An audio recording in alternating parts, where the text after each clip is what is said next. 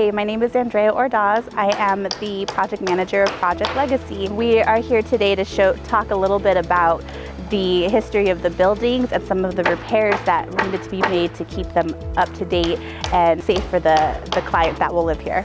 Some of the issues in the existing buildings that needed to be repaired were severe termite damage, really terrible wood rotting. A lot of the framing on these buildings here needed to be replaced. You can see some of the new framing and existing framing on the wood here on these existing buildings. In this particular building, there was asbestos and abatement and lead removal. We also had some in-wall AC units that had big cutouts in the siding of the walls that needed to be replaced. In this particular house, after we completed demo, we discovered uneven flooring, and we looked back at the history of the building, and what we found was uneven flooring due to a concrete cubed room, and that was at one time assumed to be used as the cold room or a refrigerator room many years ago.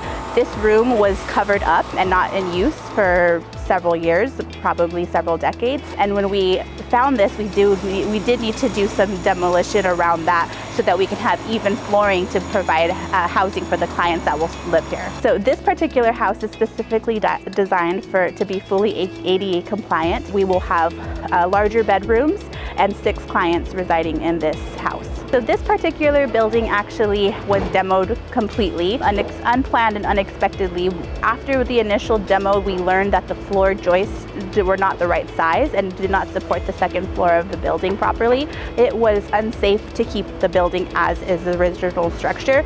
So it was actually demoed and we're redesigning it to its natural state. The goal is definitely to preserve as much as we can and to rebuild to stay in alignment with the neighborhood aesthetics. There are various items that we attempted to preserve, such as these windows here. We did have these windows looked at, and we were confirmed by the window vendor that we would not be able to open the windows if they repaired them up to a certain level.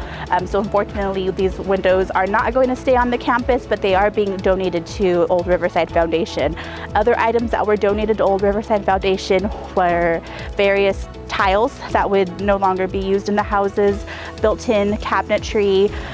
Those were removed because we needed additional square footage so that we can house more clients to help support community here. Various bathtubs and artifacts like door handles, doorknobs, etc. Thank you so much for taking time to learn about this project and our efforts towards preserving what we can and rebuilding in alignment with the neighborhood aesthetics.